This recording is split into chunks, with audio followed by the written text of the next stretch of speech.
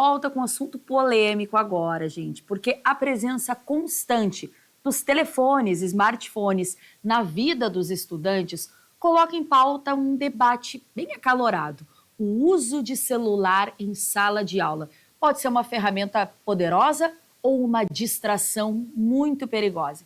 A Comissão de Educação da Câmara dos Deputados aprovou em 30 de outubro o projeto de lei 104/215, que proíbe o uso de celulares e outros aparelhos eletrônicos portáteis em sala de aula. O projeto, aprovado em votação simbólica na CE, segue para análise da Comissão de Constituição e Justiça, a CCJ. Enquanto o tema tramita no Congresso Nacional, o assunto ganha espaço na imprensa e também nos debates, claro. Recentemente, uma pesquisa do Datafolha mostrou que 62% dos entrevistados apoiam o banimento completo do celular nas escolas. A Unesco reconhece o potencial dos dispositivos móveis para o aprendizado, mas destaca a necessidade de um uso responsável e estratégico. Assunto bastante polêmico, como eu disse, e que a gente discute agora com a doutora em informática na educação da URGS, Alexandra Lorandi, que está ao vivo aqui com a gente. Alexandra, muito bem-vinda ao Conexão RS, obrigada pela tua participação.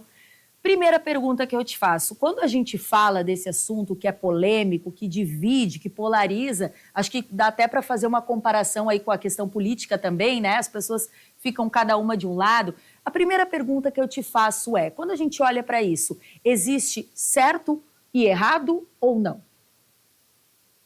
Boa tarde, muito obrigada pelo convite, um prazer estar aqui conversando sobre esse tema importante, polêmico, com vocês e necessário. É um assunto bastante delicado, é delicado inclusive se posicionar sobre ele, e o que nós temos é o cuidado, nós temos que ter o cuidado para não polarizar, né? Nem o 8 e nem o 80. A gente precisa se fundamentar nas pesquisas, a gente precisa entender o uso que está sendo feito, nós precisamos dentro dos espaços educacionais. Nós temos também pesquisas que estão nos dando alguns indicativos, mas as pesquisas são muito recentes ainda, e aí nós temos uma medida que ela é uma medida emergencial, né, e uma medida que para por completo esse uso, que restringe por completo esse uso. E isso causa esse estranhamento, né, causa essa polaridade.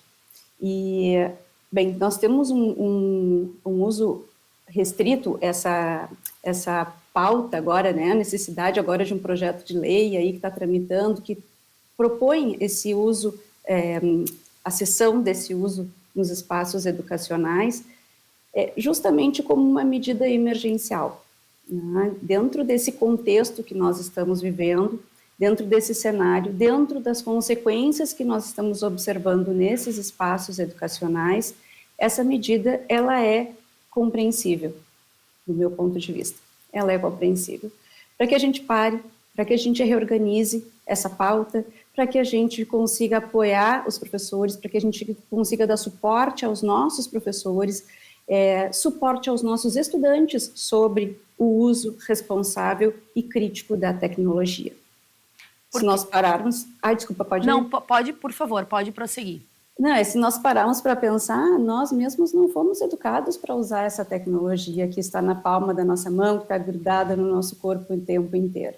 Nós não fomos educados e não estamos educando os nossos estudantes também. Então, eu sempre ressalto a necessidade urgente de nós implantarmos a política de formação permanente de professores para a educação midiática, para que essa educação consiga chegar aos nossos estudantes. Né? Essa educação permanente, consciente, crítica e analítica da tecnologia, ela é extremamente necessária. Estamos aí com o uso indevido, uso irresponsável e desmedido dessa tecnologia. Né? Mas precisamos, a tecnologia é muito recente dentro dos espaços educacionais, ainda mais, e o que nós estamos fazendo com ela? Aproveitar e reestruturar esse caminho e buscar todo o potencial que ela pode oferecer para a área da educação. Nós temos, de outro lado, estudos que mostram o benefício que pode trazer, né? Os recursos, o potencial que ela tem nesse processo de aprendizagem. Mas é isso, é esse uso consciente, pautado num objetivo, pautado em estratégias, conduzido em cima de perspectivas metodológicas, né? De práticas metodológicas bem estruturadas e conectadas aos objetivos educacionais. Levando isso que você falou, Alexandra, em vista, que tem um potencial, sim, de ser um recurso pedagógico que auxilie. Só que quando a gente olha para o uso, talvez, que muitos estudantes fazem do celular em sala de aula, a gente sabe que está muito mais associado ao quê? A navegação em sites, rede social, Instagram, WhatsApp. Então, acaba que, na prática, a gente sendo muito verdadeiro aqui nesse espaço, a gente sabe que os alunos acabam utilizando para isso. E eu acredito que é isso que esse projeto de lei está visando, né? É frear esse uso incorreto em sala de aula. E aí tem um outro ponto importante que a gente fala sobre classe social, quer dizer, será que todos os alunos têm acesso a um bom celular? A gente sabe que em muitos lugares não. Então, isso também, acredito eu, que incluir o celular de fato como um recurso pedagógico obrigatório em sala de aula. Talvez um tenha um celular com mais recurso e o outro não tem. Talvez um tenha um acesso a uma boa internet, o outro não tem. Tu não acredita que a gente pode também, nessa parte de incluí-lo como uma ferramenta pedagógica, esbarrar nisso e isso ser um impeditivo? Acho que tu traz 2 pontos bem importantes, né? Primeiro, traz onde os nossos jovens estão, onde as nossas crianças e os nossos adolescentes estão navegando. E é importante a gente ter consciência de que essas redes sociais, esses aplicativos, os jogos, eles são desenvolvidos para nos manterem conectados, para nos viciarem. O objetivo desses algoritmos é que a gente não desconecte. E isso a gente precisa ter muito claro, né? A questão desse uso em diferentes classes sociais, que é importante que a gente ofereça como uma oportunidade. A gente não pode cobrar esse uso ou esse recurso.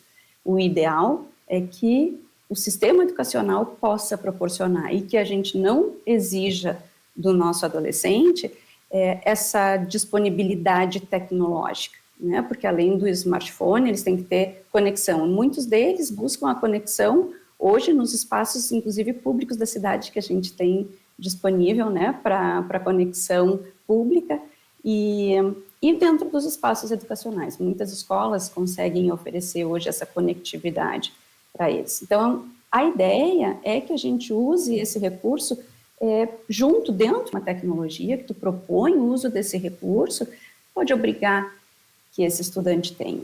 Então, a gente tem que ter cuidado, né? Recentemente fiz uma pesquisa com uma estudante dentro de escolas públicas e 100% dos estudantes tinham seus smartphones. A questão é, que smartphone e o que eu vou propor para eles desenvolverem? Os próprios jogos demandam uma qualidade de smartphone mínima, né, para poder rodar. Nós temos jogos muito potentes na área da educação, extremamente eficientes. E como é que a gente vai conectar? Como é que a gente vai juntar, né, todas essas potencialidades? A gente não tem uma resposta para isso, a gente tem algumas possibilidades.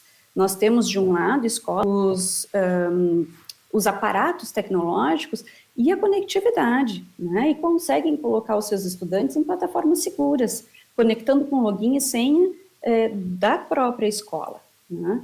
E, no outro lado, a gente tem uma precariedade absurda, como em vários outros aspectos do nosso país, né? Esse abismo que existe entre as nossas classes sociais, esse espaço educacional tecnológico, é mais um. É mais um reflexo, né? Onde a gente vê muito na prática. A gente tem, Alexandra, outros países, em outros continentes, enfim, exemplos positivos que a gente possa se espelhar, mas aí eu entendo também que a gente tem que comparar laranja com laranja, né? Não laranja Brasil a países que também estão no mesmo nível de desenvolvimento. A gente poderia fazer essa comparação em lugares que esse modelo do uso de celular em sala de aula deu certo? Vai nessa perspectiva que eu estou te dizendo, né? O que a gente tem, esses estudos que estão dando certo, essas pesquisas que estão dando certo, dão esse indicativo do caminho que nós podemos seguir. Todas elas, até agora, mostram uma estrutura de uso baseada em metodologia, em objetivos educacionais, com formação de professores, com estratégias alicerçadas nos planos de aula, nos planos de ensino. Então, é um uso responsável, é um uso consciente, é um uso monitorado dessa tecnologia pelos espaços educacionais, pelo governo em alguns países, né, em escolas privadas, em outras ocasiões, mas dentro desse complexo, dessas diferenças também, o que a gente vê é isso, né? Então, é tudo pensado para... E não a tecnologia chega para depois a gente pensar. Está na mão de todo mundo e agora o que a gente vai fazer? Não. A gente precisa pensar antes qual é o nosso objetivo, qual é o tema que nós precisamos trabalhar, que objetivo nós temos dentro desse tema, que recursos nós temos disponível para trabalhar esse assunto que nós precisamos trabalhar. O que recursos, que softwares, que aplicativos nós temos? E aí montar as estratégias educacionais sendo acompanhadas por esses profissionais da área da educação. Com certeza. Você falou, Alexandra, de escolas públicas, né? Mas agora vamos olhar por um outro lado, nas escolas particulares, que os alunos têm bons celulares, né? A gente vê, inclusive, cada vez mais crianças de 7, 8 anos com um celular na mão. É algo que realmente, talvez eu seja uma mãe careta, mas a mim impressiona muito, e que já levam esse celular para a sala de aula. E a gente sabe também que quando a gente fala de escola particular, de um nível social um pouco mais elevado, é também difícil que se cumpram regras, né? A gente gosta muito de olhar para a escola pública e dizer, mas na escola particular a gente sabe que também há sim uma dificuldade, talvez, de que se cumpra a regra. Quer dizer, os alunos também muitas vezes batem de frente nas escolas particulares, esse cenário não, ainda que seja mais divulgado em escolas públicas, fiscalização, talvez a palavra mais adequada nesse momento, de fato, se essa lei for aprovada, de que não possa se ter celular em sala de aula. Como é que a gente vai fazer essa fiscalização, né? E aí a gente vai ter que aguardar como é que as escolas vão se posicionar nesse sentido. Nós temos já escolas que já não permitem o uso, que cessam durante as aulas e liberam no intervalo. Algumas estão começando a não liberar mais. Nós temos o movimento Conecta, né, que pede para que as crianças nem levem para as escolas, dirá usar nos intervalos. Né? A ideia é desconectar esse coletivo, e esse movimento vem das escolas privadas. Né? A origem dele é das escolas privadas. Nós estamos vendo assim, alguns pais e um número cada vez maior desse movimento de apoio de proteção dos seus filhos, apoiando, né, essa decisão. Agora, a política institucional vai ser pautada em cada uma dessas escolas que tem autonomia. Assim como a gente não tem uma lei federal ainda, e nós temos algumas escolas que já estão tomando as suas providências, nós teremos a lei federal, vamos ver o que ela vai propor para que se cumpra, né? Teremos mais uma lei para se cumprir, como ela vai propor que a gente cumpra. E a liberdade que se vai dar dentro dessa normativa. Né? Acho que a gente precisa esperar e entender como é que ela vai chegar. A gente sabe que vai proibir, mas o que ela vai preconizar para que a gente possa lidar, né, com esse artefato. Ele não proíbe a tecnologia, né, dentro do espaço educacional, ele proíbe esse uso do smartphone dentro das escolas. Então, acho que a gente precisa aguardar um pouquinho para tentar entender. O fato é isso que tu estás dizendo, as crianças estão com smartphones com 6, 7 aninhos já, né, dentro das escolas, um perigo que a gente está vendo e cada vez mais recorrente essas crianças e esses adolescentes com esse uso irrestrito e não orientado, fazendo, por exemplo, vídeos dentro das escolas, vídeos indevidos, né, assim, não permitidos ou não autorizados, vídeos, imagens, alterando esses vídeos e essas imagens e pulverizando aí nas redes sociais. Né? E no momento que tu coloca num grupo, pode ser de WhatsApp, nem precisa ser do Instagram, mas perde controle, nunca mais sabe onde vai parar essa imagem, esse vídeo. E isso é responsabilidade dos pais, né? Enquanto nós temos as nossas crianças, os nossos adolescentes dentro das escolas, quando nós colocamos um smartphone na mão deles, a responsabilidade por responder sobre essas ações é nossa. Por isso a nossa obrigação em orientar, né, os nossos estudantes, os nossos filhos, porque esse uso, ele é só dentro do espaço educacional, ele é só uma continuidade do que a gente está vendo na nossa sociedade, dentro de qualquer lugar que a gente vá, e a gente vê jovens, adolescentes, adultos, está todo mundo conectado, né? Então, é um processo que ele precisa ser coletivo, esse movimento ele precisa ser de todos nós.